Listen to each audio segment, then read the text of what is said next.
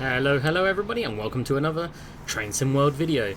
I am here on one of the older routes here in the Train Sim World. Today we are on the southeastern high speed from Ashford to London St Pancras, and as you can see, this is the TGV duplex in a Eurostar livery. Now, at the time of recording, this is just exactly one day after Eurostar had announced, the day being the 22nd of October, have announced the order of 30 new double-decker trains from Alston, similar to the TGV-M, which is the latest generation of TGV units. They have 30 on order with 30 more. Service is due in May of 2031. And they are due to replace the 26 units of the Eurostar Red, or the former Thalys services from Paris to Brussels, Amsterdam and Cologne.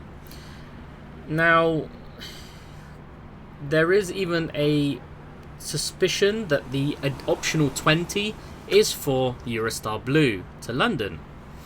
So today we are running which is almost identical to the new TGV-Ms, except with new locomotives, a few new technologies, but similar size carriages, double-deck carriages like so. I believe the interiors have been improved somewhat as well. So we'll be travelling today on this Eurostar Blue double formation, 200 metre length trains, which we know after some trials when was that, almost 10 years ago now, that it is possible to run them even though there are restrictions with the Eurotunnel. So I'm going to show you my formation. As I said, we are at Ashford International. This is something that we could see in the future, a Eurostar double-deck train in Ashford of all places, because there is a lot of campaigns for Ashford and for Ebbsfleet to bring back their train services. And as you can see on this side, I've gone with the Eurostar Red. Eurostar Red because these are where the trains are actually going to be going. There's a possibility that they might bring them over to Eurostar Blue as well. So, as I said, we are here on the high speed 1 today, travelling from Ashford. We'll just set the path because we are not in the timetable. Set the path. We're going to go all the way to St Pancras, to platform, we'll say number 8, because it's right in the middle, and I think it makes a lot of sense. So I've set a route for platform number 8. I'm just going to check the routing because there was a bit of funniness, but it looks like we are travelling on the correct side, the left side. So today, as I said, this comes after an order. I was not expecting to do this video, to be honest. But when I saw the order come through, I thought, why not? Why not give my opinions, my experiences with Eurostar and the Eurostar sets as well. There's our guard. One of the only trains that actually has a guard response. So we're going to set to manual controls. I'm going to set the speed set to 300. And then we're going to go. Let's release the brakes. We have a green signal, and uniquely here in Ashford International, you'll find signs like this, where it has a km/h and a mph signpost. You don't get that anywhere else. You'll see in St Pancras there will be black backgrounded signs, but they are just to display km/h speeds. And of course, these are conventional British signals with TPWS. However, there is a KVB magnets on the ground as well, which is what this has just kicked in. It's the KVB system. So we have a maximum speed of 100 km/h until we enter the high speed line. So interestingly, high speed 1, you might be thinking, oh well, why don't we see double decker trains? High speed 1 has been open for some 10 years now. Oh, I got the speed wrong. It's actually 50 there. So let's and the safety system just came in place. Anyway, we'll come back to it. I just passed 100k, and then we've got the cab signs. That means the TBM system will come in once we pass. I believe it's the last signal here, which is a normal color posted signal.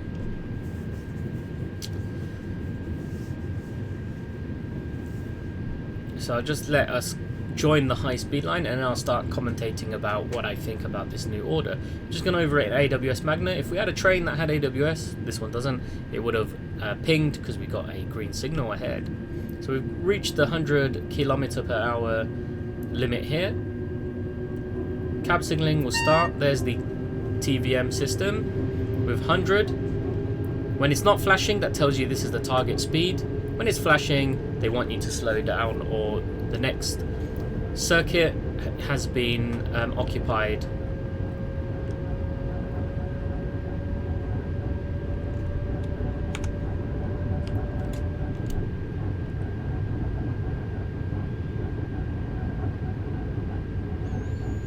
So I just let the train join the high-speed line and the TVM to respond to that.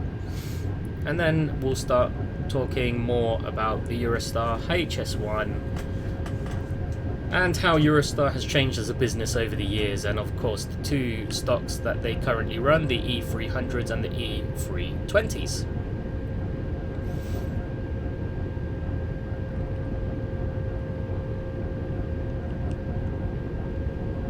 So I'm expecting to see 270, there's 270, so we'll set to full power and accelerate to 270 kilometers per hour.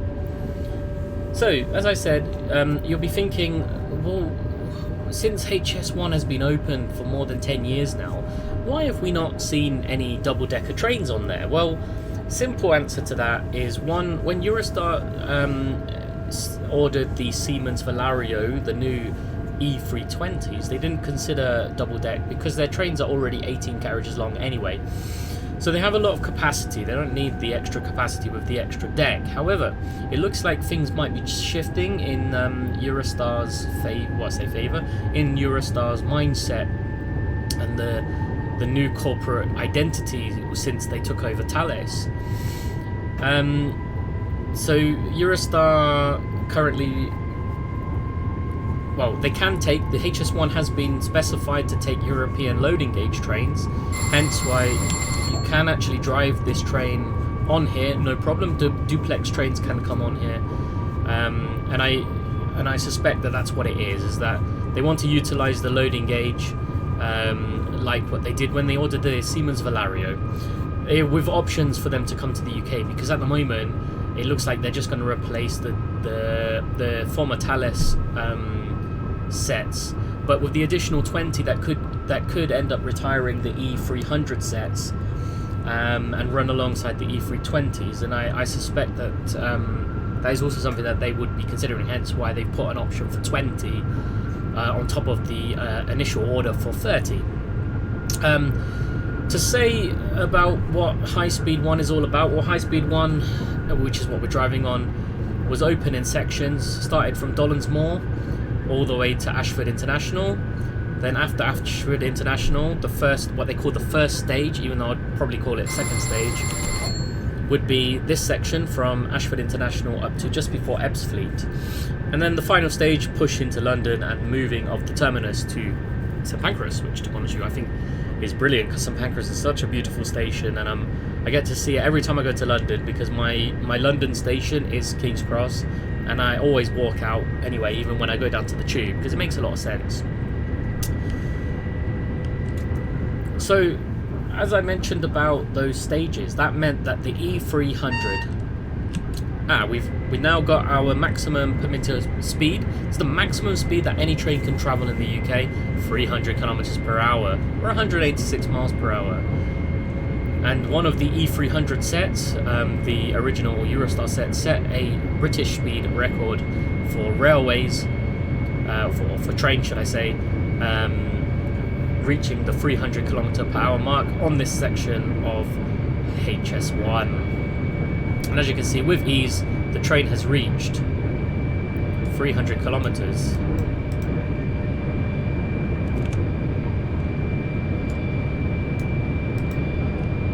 And you see that we've gone a little bit over.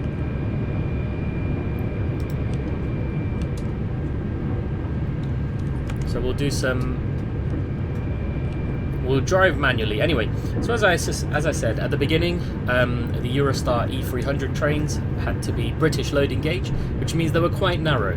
And it's something that you can actually notice if you ever travel on the E300s and then you then travel on the E320, which I was lucky able to do last year in September to Brussels.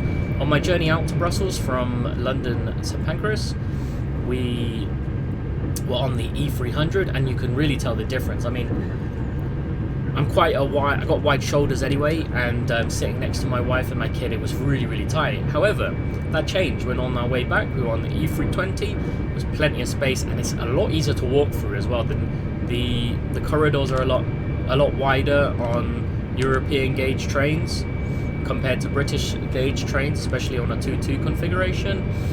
So it makes it easier if you're dragging luggage through the carriage just to find a luggage rack, for example. So that changed with the Siemens Valario, the E320s. When they came into play, they were based on the ICE.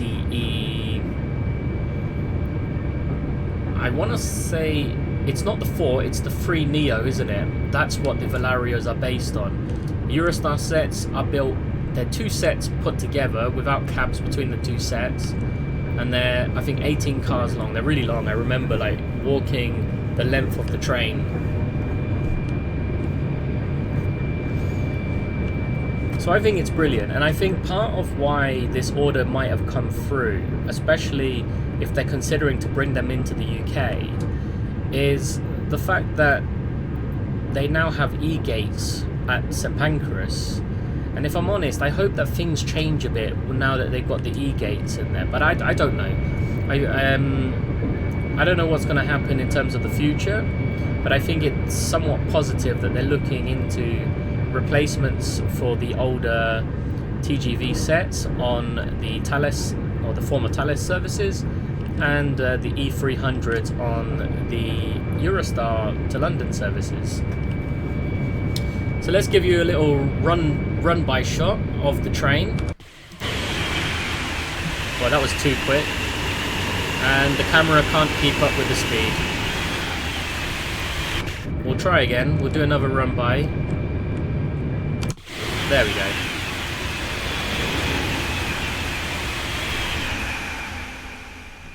I'll tell you what though, the duplex carriages and the TGV locomotives do look great with these liveries.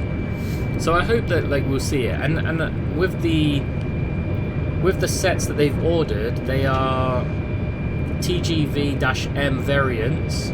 So they have the newer cab style, and I suspect newer motors as well, and newer electrical equipment. And then I would assume as well, because of the different signalling systems, they would probably build the electricals in the cab, similar to how the TGV Europlex cabs are, which is pretty much just a full digital, a screen display, as opposed to this 1980s TVM display. They'll have this TVM digitalized in the screen with a digital speedo, and they'll also have, the likes of the KVB, what's the one in Germany? It's like PVK or something like that. They'll have whatever Belgium uses, and of course whatever the Netherlands uses for their safety systems, all built into the cab, and it all with ECTS as well. Something that Eurostar has always struggled with is the complexity of the locomotive, with a lot of electrical systems to deal with, the AWS, TPWS, KVB, TVM, and then of course whatever they use in Belgium as well, because they're not permitted to go anywhere else but Belgium. No ETCS fitted. It's because the E300 cabs are pretty much exactly the same as this, and in fact I think that's where, because these duplex trains are a little bit younger. They're a few years younger than the Eurostar.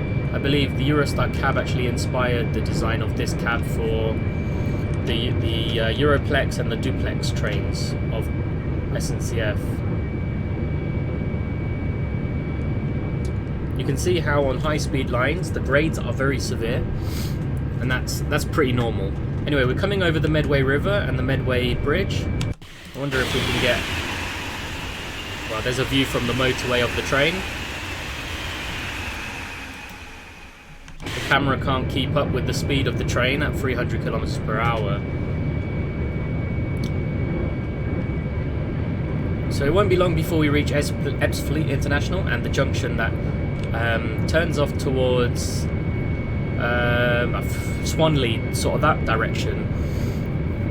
And that would be where trains up until the opening of St Pancras and the final services into Waterloo would have travelled, and then followed the Chatham Main Line all the way to Waterloo. I remember as a child going to Tunbridge and seeing the Eurostar trains running on there, and it was quite the sight, really. And then living in Peterborough as well, I got to see the White Rose train sets as well, which were a few carriages short compared to the normal Eurostar trains, but they were brilliant as well, running on GNER back in the day, 2000 to 2003, I believe. So with 300 km per hour, line speed is going to come out now. It's flashing because we're going to have a change of speed, so I'm just going to idle the train as we pass the next post, and we're going down to 270. So let's give a little bit of braking. We're now approaching the junction. We need more brakes because we're going to overspeed the next signal in a moment. And then down to 230.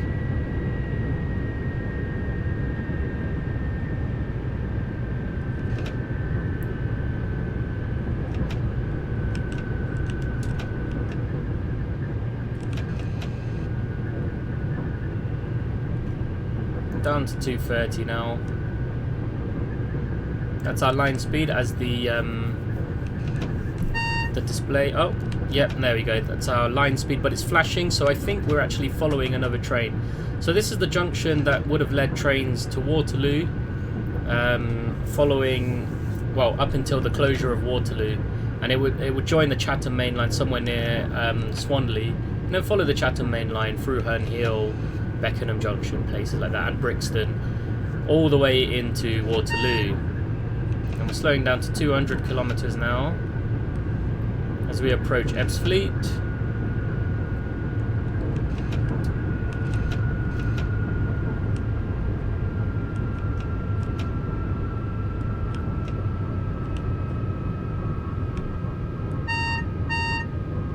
So we're holding 200. It looks like we're following a southeastern high-speed train, and this is Ebbsfleet International. It's a shame that they don't currently have international services, but as I mentioned early on in the video, that there are campaigns to reopen Ebbsfleet International and Ashford International respectively.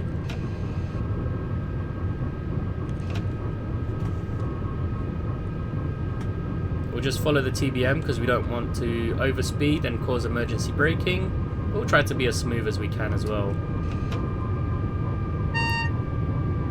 And we're going down to 80, wow. Oh, 100 again. Oh, I say 100 again. 100 now is coming up.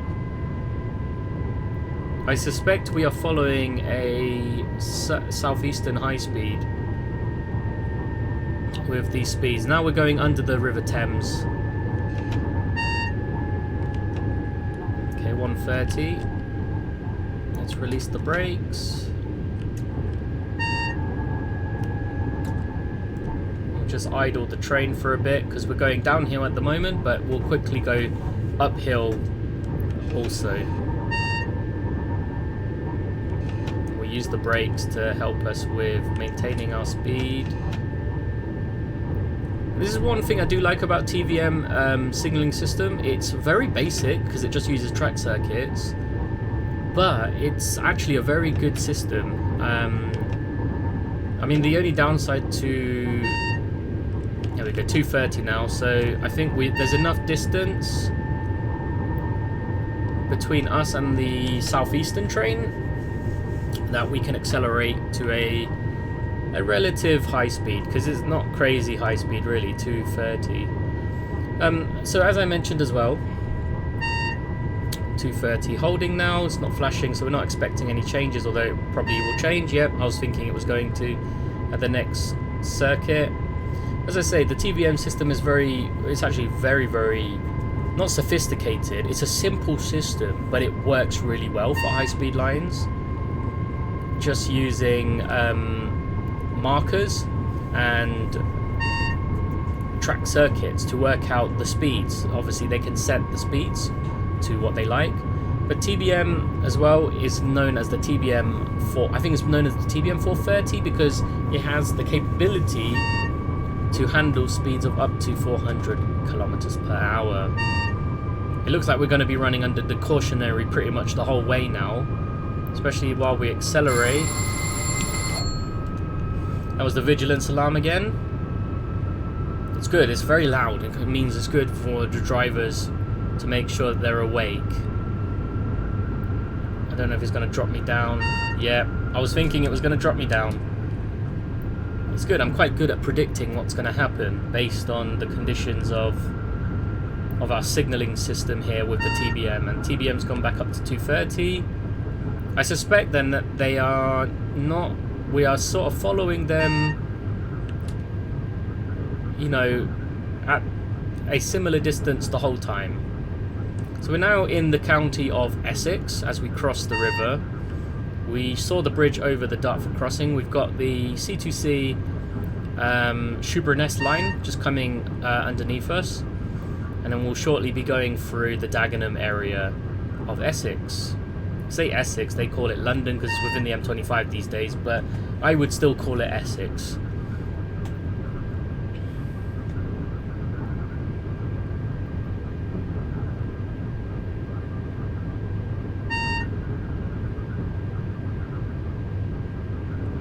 And interestingly as well, you do get some freight trains running on this part of the high-speed line as well, especially at night time with the Class 92s. The Class 92s are the only British-built locomotives that have TBM built into them, and so therefore they can actually run here with high-speed, say high-speed, they're not high-speed, but with freight services under the wires.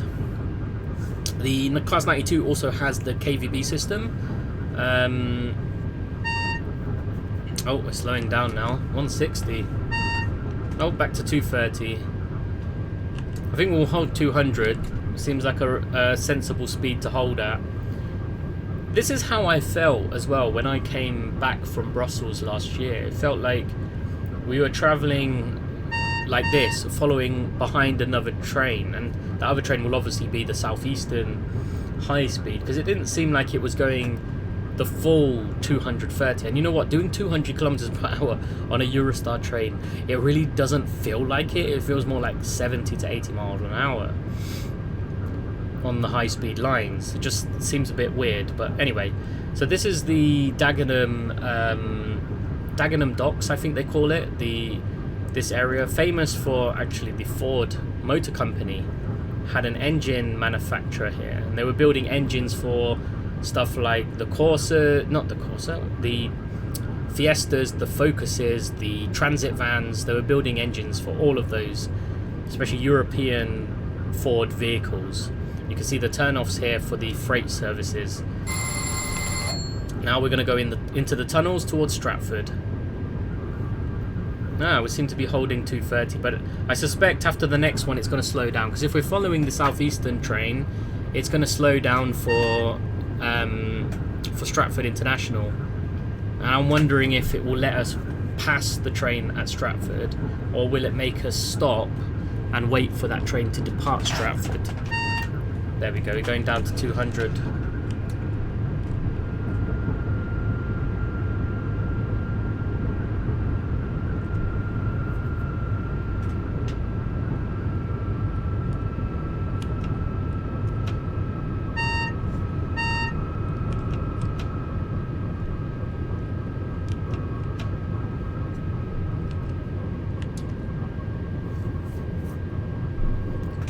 So we're still sort of descending down underneath the East London streets. We'll just hold it around here as it flashes 200. Because like I say, I suspect that we are following a southeastern train, and that southeastern train will need to slow down for Stratford International. So as I say, I don't know if, because we're not on timetable mode, whether it's going to run us past the train at Stratford, or are we going to have to wait for the train to clear Stratford first. But we'll find out. It's gone back up to 230, which is the line speed here. Oh, I was expecting it to start flashing again, but it looks like we're holding it at 230 at the moment. There it goes down to 200 again. And like I say, this is what I kind of like about the TBM system. There's the vigilance alarm again, keeping us awake. 160 now. So we'll apply some brakes.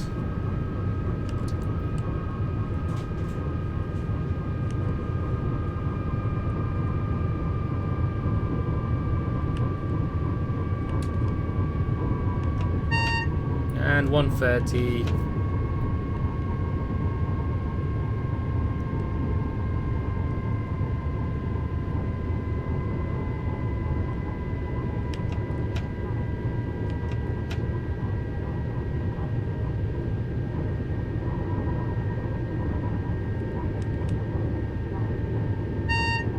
Uh, 100.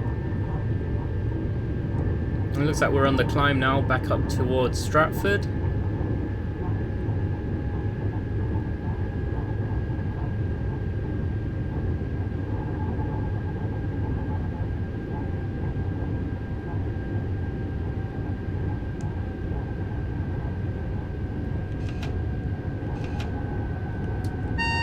And down to 80, so I'm wondering now, they might make us stop at Stratford, but let's have a look.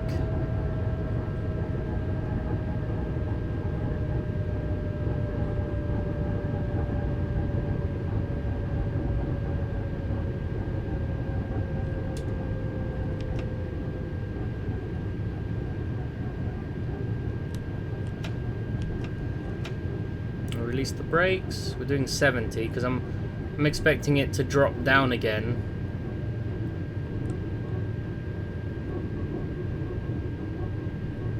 Let's have a look. Is it going to go red? Yeah. So it's gone red, which means at the next post we have to stop. So I'm just going to let rolling resistance, just let the train slow down as we climb up the hill out of the tunnel. And you'll probably see the you'll probably end up seeing the high-speed train, the southeastern high-speed on the side. This track,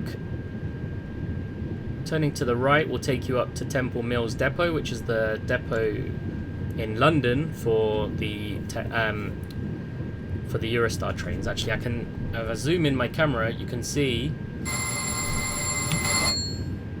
the southeastern high speed stopped in the platform. The platforms on the right side, they're supposed to be the left and the right farmost are supposed to be the international platforms. Now I wonder if they'll try to reinstate them in the future as well.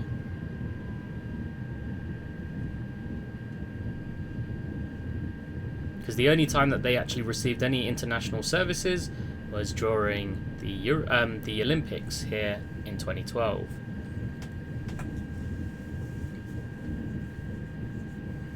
So we have to stop just before this marker here. So we'll just apply the brakes.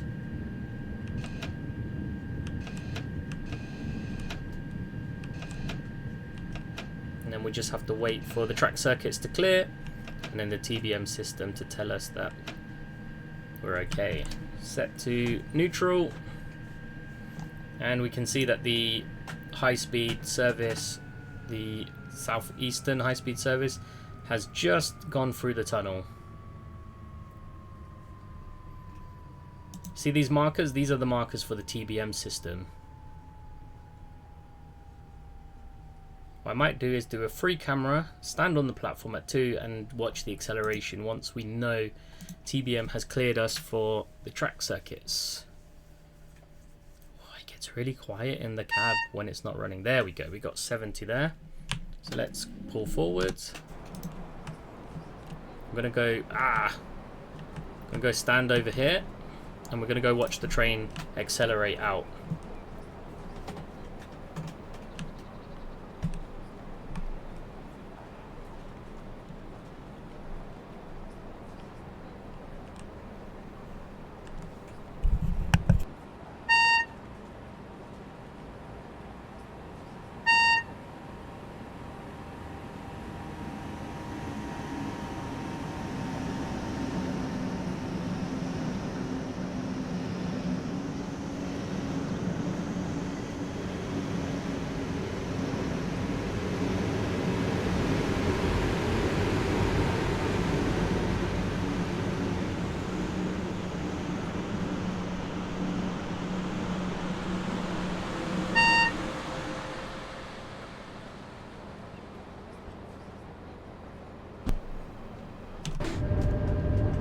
You know, I could imagine the possibilities. Just seeing that in there in Stratford, imagine the possibilities of what they can do if they did a double set like this into London. Imagine you could send a train to, you know, you could split them off. You know, could it mean that we could have direct services to places like Cologne? You know, who knows? Who knows what it means, especially with the promotional pictures that Eurostar has put up and not used any particular one identity, the blue or the red identity of the different brands of Eurostar in the promotional pictures for this train. It's just a plain sort of greyish livery with a Eurostar logo on it. So, you know, how do we know that the sets are not going to be put into one specific identity? Or will there be opportunities for, you know, like as I mentioned, like in Brussels, for example, you could connect two together, bring them to London. I mean, I don't know, because of the UK not being part of the EU and Schengen, it probably makes it a lot more complicated to do those sort of things, because you need border control. That's why when the Netherlands services opened, and in fact I went on the Netherlands service the first few months after they started the Eurostar for London to Amsterdam, and there was no way of coming back on the Eurostar because they didn't have any border control set up in Amsterdam Central, and so we ended up flying back instead of, you know, trying to make our way down to Brussels and then taking a Eurostar back from Brussels. But now you can go back and forth between the UK and the Netherlands, because they've set up a lounge and border control system at Amsterdam Central. And as I say, I don't know if they'll do the same in Cologne, you know, in Aachen, you know, or Liège, to expand on Eurostar's capabilities, especially if, let's say, Eurostar Blue will also run the same half 200 meter sets. Because once you join them up at anywhere like, you know, somewhere like Brussels or Lille, or even Calais for that matter, you could potentially just run them as a full set from there. You know, some railway companies already do those sort of things anyway. So we're now slowing it down because I got a feeling the southwest is probably just coming into St Pancras now. So we'll be exiting the tunnel, I believe, at 60 kilometers per hour. And if the train had AWS, there's an AWS magnet in the tunnel as just before you exit, and it normally pings. Although all the signals are running under the KBM system, or the KVB system, as opposed to the British AWS and TPWS.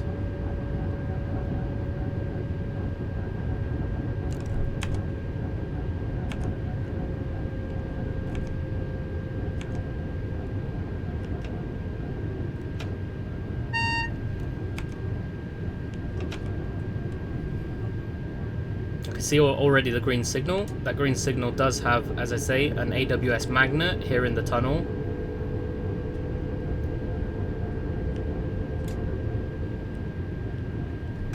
we're going to slow our train down as well.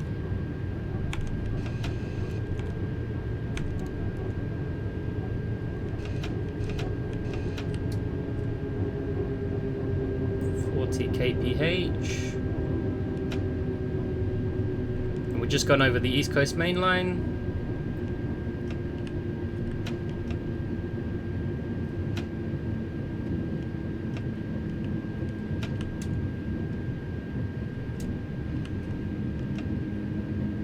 As I say, they're all running under the KBM system here.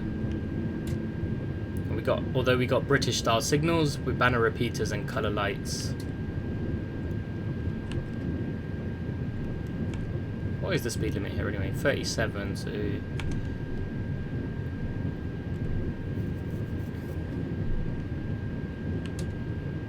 Another banner repeater. Then we've got our platform indicator now. Oh, I know. We're slowing down, don't worry. That was the KVB system, just telling us that we're overspeeding. Because there was a 40 kph there. Midland Main Line now coming up to our right side.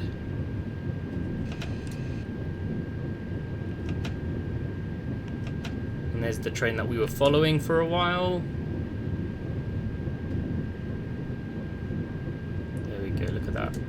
Into the middle of the train shed at St Pancras.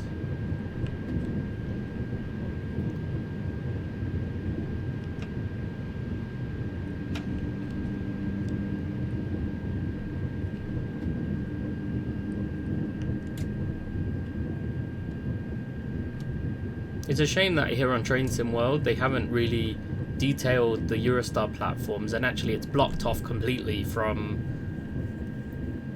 the southeastern high-speed platforms. I'll show you in a minute because there's an invisible wall that you can't walk through.